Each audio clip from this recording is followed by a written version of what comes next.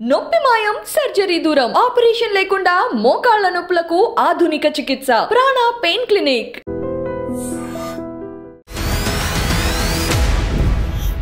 నమస్తే, welcome to I dream inside politics with Kavitha. Konda Surekha చేసినటువంటి వ్యాఖ్యల వెనక ఎవరున్నారు? స్వయంగా సీఎం రేవంత్ రెడ్డి ఆ వ్యాఖ్యలు చేయించారనేటువంటి ఆరోపణలు ఎందుకు వినిపిస్తున్నాయి? అధిష్టానం ఇంకా ఎందుకని కొండా సురేఖ వ్యాఖ్యల్ని ఖండించలేదు? ఇవన్నీ పెద్ద చర్చగా మారుతున్నాయి. మనతో పాటుగా ఉన్నారు TPCC media and communications chairman సామ రామ్మోహన్ రెడ్డి గారు. రామ్మోహన్ రెడ్డి గారు, నమస్కారం అండి. సో ఇప్పుడు కొండా సురేఖ చేసినటువంటి వ్యాఖ్యలు పూర్తిగా వ్యక్తిగతమా, పార్టీ పరంగా చూడాలా? స్వయంగా సీఎం రేవంత్ రెడ్డి వ్యాఖ్యల్నే ఆవిడ మాట్లాడారు అనేటువంటిది వినిపిస్తోంది. ఎట్లా, ఏం చెప్తారు మీరు? ఆవేదనలో ఉన్నప్పుడు ఆవేశంగా మాట్లాడినటువంటి మాట లెక్క చూడాలనే తప్ప ఆమె వ్యక్తిత్వంలో వ్యక్తిగతంగా కూడా అట్లా మాట్లాడేటటువంటి దురుద్దేశంతో పోయినటువంటి అంశం కాదు. లేకపోతే ఇది పార్టీ ఇట్లాంటి స్టాండ్లు తీసుకున్నటువంటి చరిత్ర 140 సంవత్సరాల కాంగ్రెస్ పార్టీకి లేదు. అండ్ ఇట్లాంటి రాజకీయాలు ఒకరు నేర్పించి మాట్లాడిపించేటటువంటి ఉద్దేశం కానీ లేకపోతే అట్లాంటి నైతికమైనటువంటి దాంట్లో రేవంత్ రెడ్డి గారికి ఎప్పుడైనా కూడా ఇట్లాంటి పనులైనా చేయలేదు. సో బీఆర్ఎస్ పార్టీ బురద రాజకీయాలు ఏడదాకపోతున్నాయి అని అంటే ఇదంతా మొదలైంది ఎడికించి అనేటటువంటి అంశం మనం మొదలు పెట్టుకోవాలి కదా.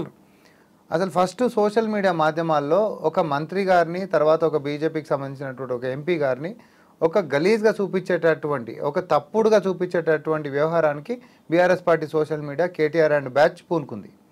సో ఈ పూనుకున్నటువంటి దానికి సంబంధించిన దాంట్లో మంత్రి గారు అంతకంటే ముందు రోజే ప్రెస్ మీట్ పెట్టి మరి తన యొక్క ఆవేదన, భావోద్వేగాన్ని కూడా గురైండు. తను ఇట్లా ఉంటుందా, ఇంతకి దిగజారిపోతే ఎట్లా? ఎందుకనంటే కేటీఆర్ యొక్క నైజము ఇప్పుడే కాదు, ఆయన అధికారంలో ఉంటున్నప్పుడు కూడా మహిళలు చాలా చిన్నగా చూడడము ఎట్లా అనంటే ఏంది అసలు వీళ్ళతోటి అన్నట్టు. అప్పుడు ప్రవళిక అనేటటువంటి ఒక అమ్మాయి సూసైడ్ చేసుకొని చనిపోతే కూడా ఆ పిల్ల అసలు పరీక్షలకు అప్లై చేయలేదు, వేరే కారణాలతో చనిపోయిందని ప్రజల్లోకి ఒక తప్పుడు సమాచారం పోయేటట్టు క్యారెక్టర్ అసాసిన్ చేసేటటువంటి యొక్క మాటలు ఆయన మాట్లాడడం లైవ్లో కూర్చొని. దాని తర్వాత కూడా తెలంగాణ బిడ్డల కోసము ఉచిత రవాణా ఈ ప్రభుత్వం అందిస్తుంటే అవునా, డిస్కో డ్యాన్సులు కూడా చేసుకోమని అవసరం అయితే మాకు ఆర్టీసీని ఇట్లా వాడుకుంటారని చెప్పి మాకు తెలియదు, డిస్కో డ్యాన్సులు చేయరు ఇంకేదైనా చేయరని చెప్పి అంటే హేళన చేస్తూ చాలా చిన్నగా చేస్తూ నీకుంటున్నటువంటి అహంకారాన్ని, ఆ యొక్క మదాన్ని ప్రదర్శిస్తున్నటువంటి ఆ యొక్క వ్యవహారం మనకి ఎప్పుడు కూడా తగ్గుతలే. ఎందుకు మహిళల మీద ఆయనకు అంత చిన్న చూపు? మంత్రి గారి పైన ఇంకొక ఎంపీ గారికి సంబంధించిన పోస్టుని అసలు చాలా గలీజ్గా పెట్టినప్పుడు నువ్వేం చేయాలి? నీ బాధ్యత. ఒకవేళ మంత్రి గారు మేము ప్రెస్ మీట్ పెట్టి భావోద్వేగానికి గురైపోయి మేము బహిరంగ క్షమాపణలు కోరాలని చెప్పి మేము అన్నాం, నువ్వు చేయలే అనుకుందాం. ఇమ్మీడియట్గా హరీష్ రావు స్పందించారు కదా, ఆ టైంలో ఆయన రెస్పాండ్ అయ్యారు. ట్విట్టర్ వేదికగా ఆయన కూడా తన కన్సోల్ని ప్రకటించారు. ఆయన నిజంగా నేను అదే అంటున్నా, ఏ పార్టీ వాడైనా ఇర్రెస్పెక్టివ్ ఆఫ్ పొలిటికల్ పార్టీ వ్యక్తిగతమైనటువంటి అంశాలకు వచ్చినప్పుడు వ్యక్తిగత వ్యవహారాలు అనేటటువంటి ఎవరు కూడా తీసుకోరు. హరీష్ రావు గారు చెప్పారు, అందరం కూడా స్వాగతిస్తాం అట్లాంటి తీరుని. కానీ అడ్రస్ చేసింది కేటీఆర్ గారిని.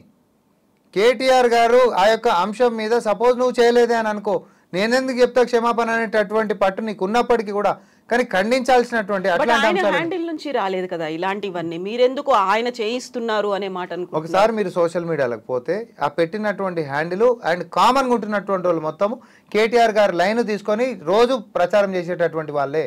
ఎప్పుడైనా సోషల్ మీడియా ఎట్లుంటుంది అంటే కవిత గారు, నేనే పెట్టాలని కాదు, రోజు నా చుట్టే ఉండి రెగ్యులర్గా బై డిఫాల్ట్ రీట్వీట్లు కొట్టేటోళ్ళైనా, కమెంట్లు కొట్టేటోళ్ళైనా, కాంప్లిమెంట్స్ కొట్టేటోళ్ళైనా, ఇంకే అంశాలైనా మనకు తెలిసిపోతుంది అది. సో నీ చుట్టూ ఉంటున్నటువంటి నెట్వర్క్ ఇట్లాంటి దురాఘాతాలకి పాల్పడుతున్నప్పుడు ఒకవేళ నువ్వు చేపేయలేదా అని అనుకుందాం జరిసేపు, నువ్వు క్షమాపణ కానీ నువ్వు ఖండించాల్సినటువంటి అవసరం నీ మీద ఉందా లేదా? నువ్వు ఖండించలే, ఈరోజు కూడా ఖండించలే.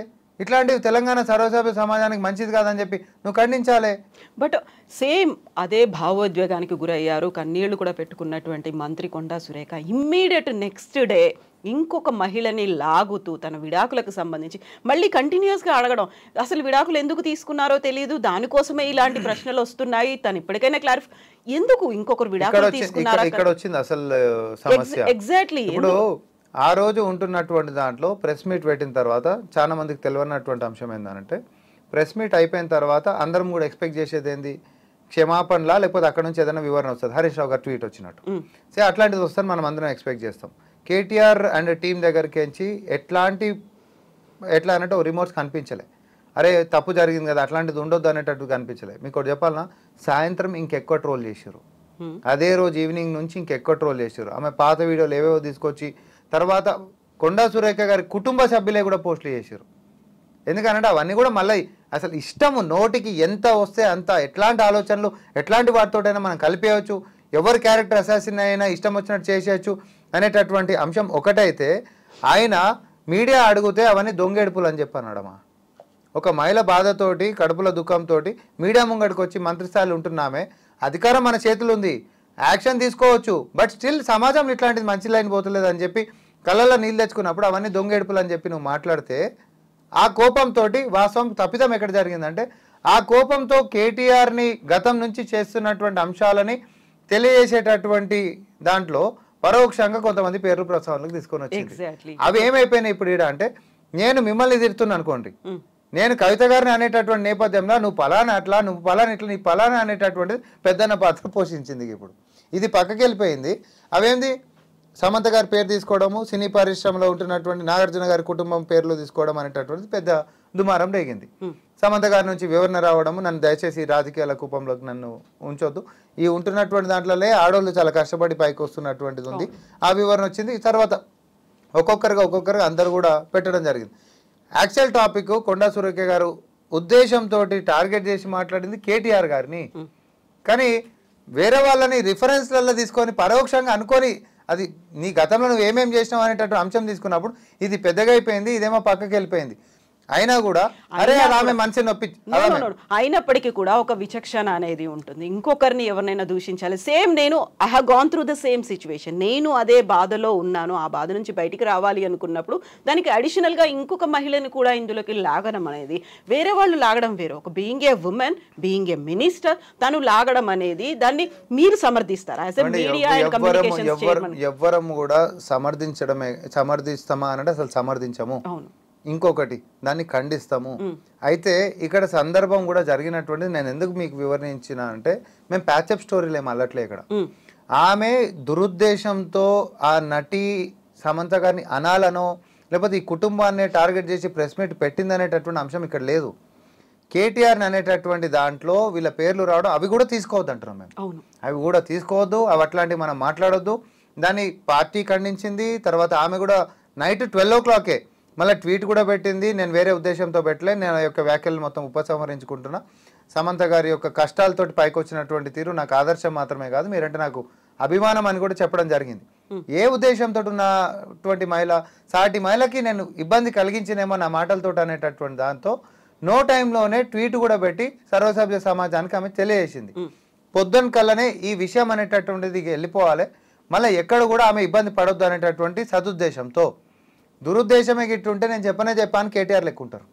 అయితే మళ్ళీ ఇప్పటికీ విడాకులకి రీజన్ ఏంటో తెలియదు కాబట్టి తీసుకోవాల్సి వచ్చింది. మళ్ళీ ఆ మాట ఎందుకు అనాలి? ఇప్పుడు అది వాళ్ళకి ఉద్దేశించి వాళ్ళ సొంత ఇంటి సమస్య లేకుంటే వ్యక్తిగతమైనది, మనం ఎవరం అసలు దాని గురించి మాట్లాడుకుంటాం. కొండా సురేఖ గారు ప్రెస్ మీట్ పెట్టిన తర్వాత ఈ దుమారం రేగే వీడియో అయిపోయిన తర్వాత ప్రెస్ అడ్రస్ చేసింది ఒకటి. ఆ ఒకటి కూడా ఏంటిదంటే నైట్ ట్వీట్ చేసిన తర్వాత ఈ బీఆర్ఎస్ హ్యాండిల్స్ దీంట్లోనే ఉంటున్న వాళ్ళు అది ఫేక్ అకౌంట్కి నుంచి పోస్ట్ చేశారు, అది ఆమె చెప్పింది కాదు అని అంటే దాన్ని ఆమె హ్యాండిలే అని చెప్పి రీకన్ఫర్మ్ చేస్తూ అవన్నీ పెట్టింది నేను కూడా పశ్చాత్తాపడుతున్నా, ఆమెకి అట్లాంటిది హాని కల్పించినప్పుడు నా యొక్క ఉద్దేశం అది కాదని స్పష్టతనిచ్చింది కదా. That was the last address to media Konda Surekha గారిది.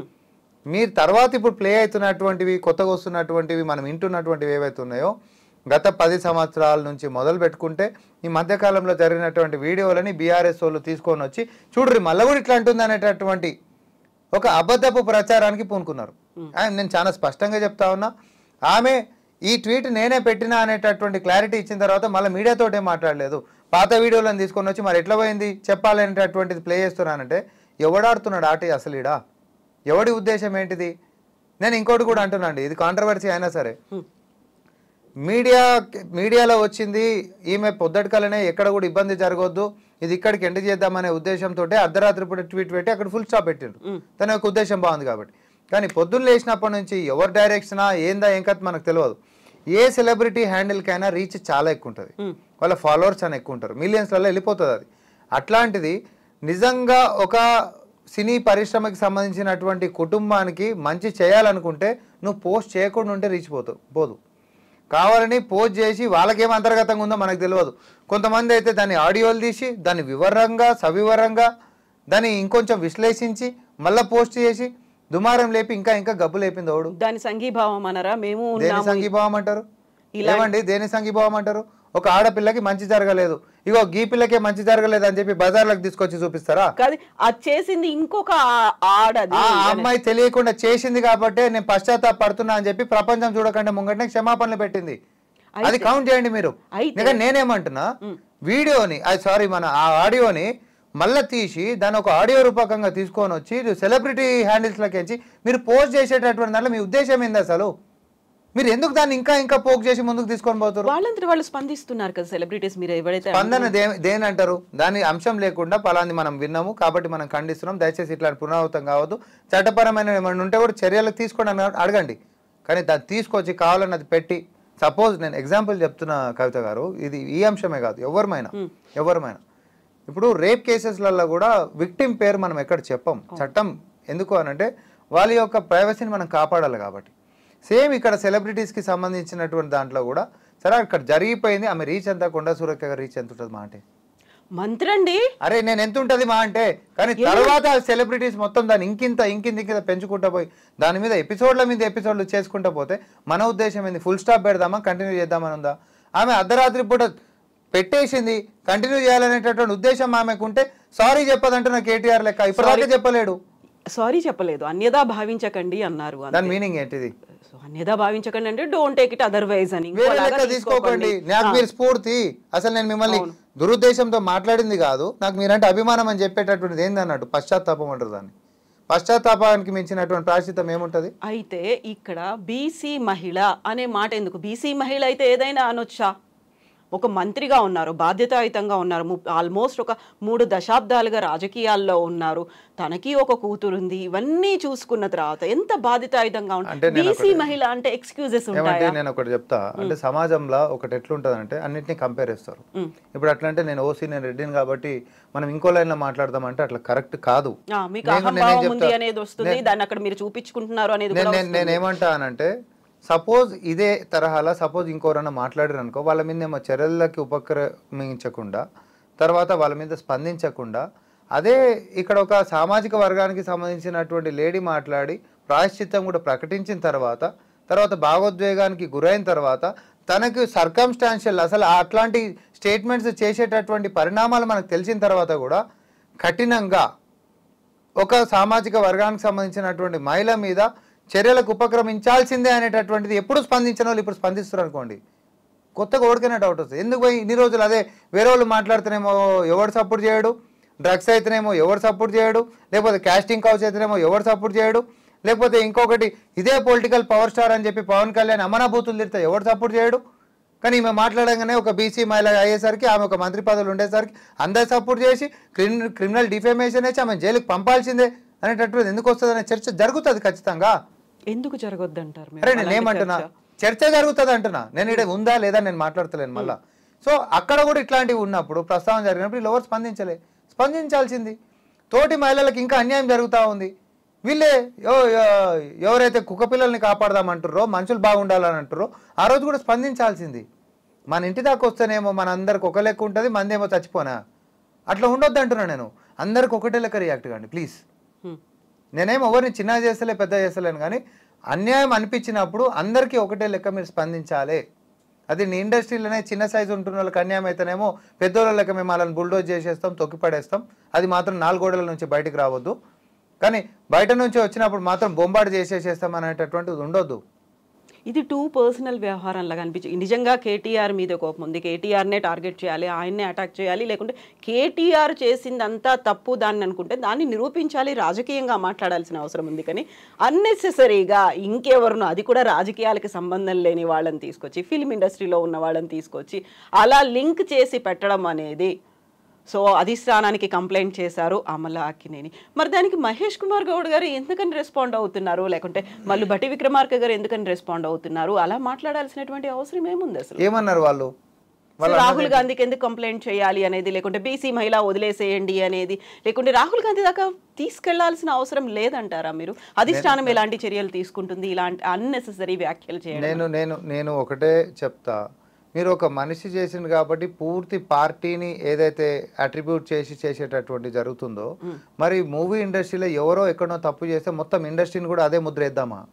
సో పెద్దగా వాళ్ళు రెస్పాండ్ నేను ఒకటే చెప్తున్నా, అవ్వాల్సిన ఒక వ్యక్తి తన యొక్క ఆవేశంతో వ్యక్తిగతంగా అన్నటువంటి మాటల్ని పార్టీకి ఆపాదించి నువ్వు అధిష్టానం దృష్టికి తీసుకొని పోయేసేసి పార్టీని మొత్తం కూడా రంగు వేరే లెక్క చిత్రీకరించేటటువంటిది ఏదైనా జరిగినప్పుడు మరి మూవీ ఇండస్ట్రీలో కూడా ఏదైనా చిన్నపాటికి జరుగుతుంది మొత్తం ఇండస్ట్రీ ఎట్లుంటుంది అనేటటువంటిది మేము కూడా గట్లనే బట్టకాల్చి మీద వేద్దామా?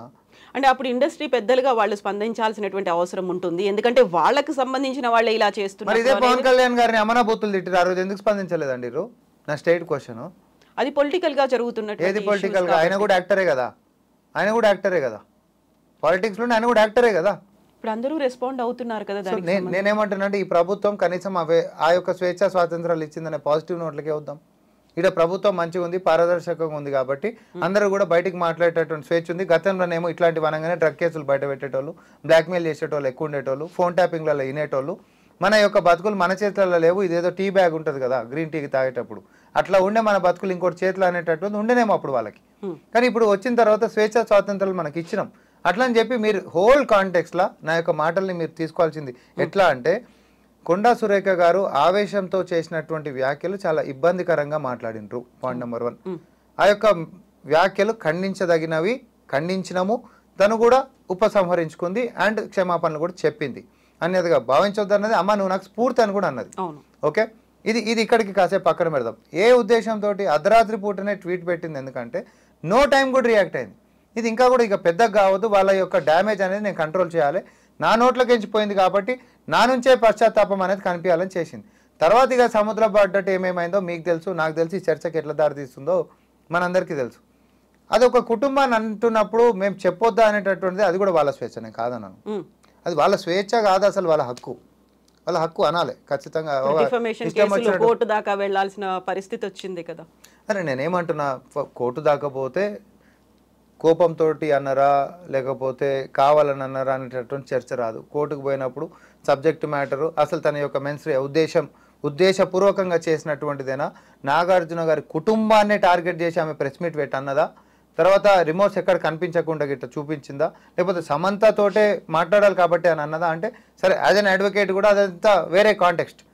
ఆమె కావాలని కేటీఆర్ ని టార్గెట్ చేసింది, మధ్యలో ఇలా రిఫరెన్స్ తీసుకొని నీ చరిత్ర ఇది, నీ చరిత్ర బట్ తప్పుడు ఉదాహరణలు తీసుకున్నారు కదా. నేను అంటున్నా మన సైడ్కి ఎంచి ఎవ్వరమైనా కూడా కాంగ్రెస్ పార్టీ నుంచి మేము ఖండించినాం.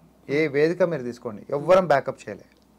ఫస్ట్ ఆఫ్ ఆల్ తను అన్న వ్యక్తి ప్రాయశ్చిత్త పడుతుందండి. ఇక మనం అంతా ఏముంటుంది, అయినా సరే నువ్వు అన్నావు కాబట్టి నువ్వు శిక్షించాల్సిందే అంటే చట్టం అనేటటువంటి అందరికి ఓపెన్ డోర్సే కాబట్టి మీరు అయినా కూడా ప్రొసీడ్ కండి. మేము అట్లా పోతాం అని బెదిరిస్తున్నామా? నువ్వు ఎట్లా పోతావు అని చెప్పి బెదిరిస్తున్నాం. కానీ మేము మాత్రం ఒకటి ఖచ్చితంగా ఏం చెప్తున్నామనంటే, మీ ఇండస్ట్రీలో కూడా, మీ మూవీ ఇండస్ట్రీలో కూడా ఏ చిన్న తప్పు జరిగినా అంతే స్పందించుర్రి. ఇప్పటి నుంచి చట్టం తన పని తాను చేసుకుంటూ పోతూనే ఉంటుంది ఏవైనా కూడా. ఎందుకు అని అంటున్నా అంటే, మన కాడ జరుగుతానేమో తప్పు కాదని ఎవరం మాట్లాడము, వేరే కాడ జరగంగానేమో ఇంకోటి అయిపోయింది అన్నట్టు పద్ధతి కాదంటున్నాం మేము ఎవరమైనా. పార్టీ పరంగా ఏం చర్యలు తీసుకుంటారు? కోర్టుకు వెళ్తున్నారు, అదంతా కోర్టు వ్యవహారం, కోర్టు చూసుకుంటుంది కాబట్టి పార్టీ పరంగా ఏం జరుగుతుంది అనుకుంటున్నారు? ఎందుకంటే ఆవిడని సస్పెండ్ చేయాలనేటువంటి డిమాండ్ వస్తోంది. ఆమెకు పార్టీతో సంబంధం ఉందా, లేకపోతే సీఎం రేవంత్ రెడ్డి మాటల్ని ఆవిడ వినిపించారు అనేది వస్తోంది. ఇది అన్నోడు కూడా చెప్పారు, వాళ్ళ మీద కూడా మనం డిఫమేషన్ ఇద్దాం. సీఎం రేవంత్ రెడ్డి గారే అనిపించారు అనేటటువంటి వ్యాఖ్యలు ఎవడన్నాడో నాకు చెప్పు, నేను పర్సనల్ కంప్లైంట్ ఇచ్చి డిఫమేషన్ ఇస్తా. నేను కూడా ఇస్తాను, నాకు కూడా చట్టం ఉంది కదా. అడ్డమైన మాటలు నోటుకొచ్చినట్టు మాట్లాడితే ఇప్పుడు మా కొండా సురేఖ కానీ మరి ఎట్లయితే తప్పు పడుతురో సేమ్ ఇట్లాంటి అడ్డమైన వాదనలు ఎవడైతే చేస్తున్నా ముఖ్యమంత్రి గారి అనిపించిరేమో అని ఎవడైతే అంటున్నా వాడిది కూడా లెక్కిందో. బీఆర్ఎస్ పార్టీ ఇవన్నీ మనం ఒక కోర్ లైన్ మిస్ అవుతున్నాము కవిత గారు. మహిళల పట్ల చిన్న చూపు చూస్తున్నటువంటి బీఆర్ఎస్ వర్కింగ్ ప్రెసిడెంట్ కేటీఆర్ యొక్క అహంకారం తగ్గట్లేదు, ఆయనలో ప్రాయశ్చిత్తం కనిపించట్లేదు. ఆయన ఇప్పటి వరకు కూడా కనీసం క్షమాపణ కాదు కదా, ఖండించడం కూడా జరగలేదు. మహిళల మీద మాట్లాడేది ఆయననే. నిండు సభల సీతక్క మీద మార్ఫుడ్ వీడియో ఎవడో దరిద్రపు నా కొడుకు చేస్తే కనీసం నువ్వు దాని మీద చర్యలకు ఏమి ఉపక్రమించినావు? మీ హ్యాండిల్స్ అవన్నీ, మిమ్మల్ని రోజు మోసేటటువంటి హ్యాండిల్స్ ఇవన్నీ మహిళలకు ఎక్కడ కూడా మర్యాద ఇస్తలేరు. సో మీరు ఆ హ్యాండిల్స్ మీద చర్యలు తీసుకోవాలి. కేసులు అయితే అవి ఖచ్చితంగా, అవి కేసులు అయ్యేటివి అయితే చట్టం తరపున తను చేసుకుంటూ పోతుంది. కానీ నేను నీకు నువ్వు ప్రజాస్వామ్యంలో ఉంటున్నప్పుడు ఒక పార్టీకి వర్కింగ్ ప్రెసిడెంట్లకు ఉన్నప్పుడు నీ బాధ్యత ఏంటిది? అయితే ఇప్పుడు పార్టీ పరంగా కొండా సురేఖ గారి మీద ఏమైనా చర్యలు, మంత్రి పదవి నుంచి తొలగించాలి, ఆవిడని బర్తరఫ్ చేయాలి, ఎవరు అడుగుతారు? అది మేమేం అడుగుతలేం. మా పార్టీకి పార్టీ నుంచి మీరెందుకు అడుగుతారు? మీరు అడగరు కదా. ఎవరు అడుగుతారు? ప్రాయశ్చిత్తం కనబర్చినటువంటి వ్యక్తిని అరే నాకేంచి అన్యాయమైందని తోటి మహిళ గురించి నా తోటి మహిళకి ఇబ్బంది జరిగింది, నేను అట్లాంటి దాన్ని కానీ నేను అట్లా మాట్లాడాలి. ఆవేదన ఏందో నాకు తెలుసు, అది ఇంకొకరికి ఆవేదన జరగనియొద్దు. నా వ్యాఖ్యలు వాళ్ళకి ఇబ్బందికరంగా మారినాయి కాబట్టి బేషరతుగా నేను ఉపసంహరించుకుంటున్నా, నేను మీరే నాకు స్ఫూర్తి అని అనేది ఏమంటారు క్షమాపణల లెక్కనే తీసుకొని అంతకంటే ఎక్కువ అంటున్నాను నేను. అంతకంటే సారీ అని చెప్పేసి అయిపోతుంది. ఆ ఉమెన్ కమిషన్ కాడికి వచ్చినప్పుడు ఓకే సారీ అంటే అయిపోద్దా? నీ ఉద్దేశం మారినట్టు ఉండాలి కదా. నీ లోపల చలనం అనేది ఖచ్చితంగా కనిపించింది కదా, ఖచ్చితంగా కనిపిస్తుంది. ఇప్పుడు మీరు చెప్పినట్టుగా పాత వీడియోలు అన్నిటివి వస్తున్నాయి అనుకుంటే తన స్వభావమే అంతా, తన మాట తీరే అంతా ముందు నుంచి తను అలాగే ఉంది, ఇది కూడా అందులో భాగంగానే వచ్చింది అనే మాటకి ఏం చెప్తారు? మన తెలంగాణ యాస భాషలలో కొంచెం నాటుగా కనిపిస్తుంది, గుణమంతా సాపే ఉంటది, భాషలో కొంచెం కఠినత్వం లెక్క కనిపిస్తుండొచ్చేమో కానీ మనసు మాత్రం ఎట్లుంటారంటే చాలా నిమ్మలంగా ఉంటాం. ఎందుకంటే కొన్నిసార్లు నువ్వు అనేటటువంటి ప్రస్తావన చాలా తేలిగ్గా మాట్లాడుతాం తెలంగాణలో. నాయనని కూడా పట్టుకొని మనము నువ్వు అనేటటువంటి ప్రస్తావన, అమ్మని పట్టుకొని నువ్వు అనేటటువంటి ఉంటుంది.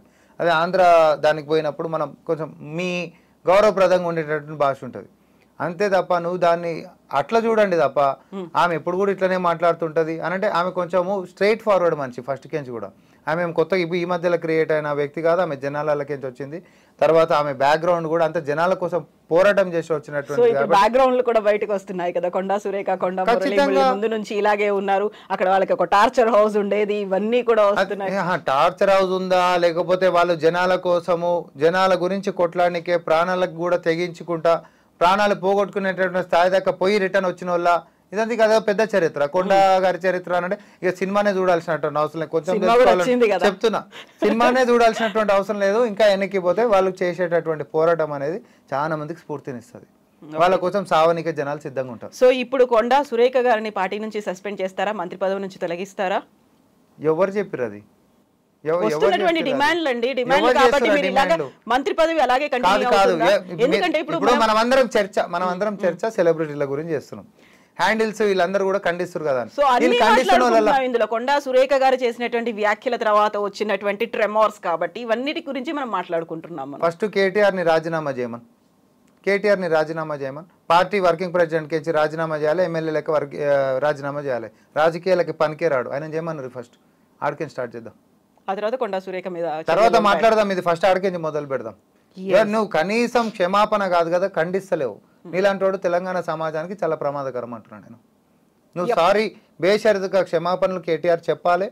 తర్వాత దీన్ని తీవ్రంగా ఖండించడమే కాదు ఇంకొకసారి పునరావృతం కాకుండా పార్టీ శ్రేణుల్లో వాళ్ళలో మరి క్లాసులు పెడతాడా లేకపోతే ఇంకోటి అవుతాడా, పార్టీలకి బహిష్కరిస్తాడా, కానీ మొత్తం కూడా ఆయన యొక్క పార్టీలో ప్రక్షాళన జరగాలి. సో మీరు కూడా చేయాలనుకుంటా సోషల్ మీడియా అకౌంట్లని మీరు చేస్తారా? మా అకౌంట్లలో లేవు, మా అకౌంట్లలో ఇట్లా బూతులు తిట్టేటట్టుంటే బాగానే ఇలాంటి కంటెంట్ లేదా? ఎప్పుడు లేదు అది కూడా చెప్తున్నా.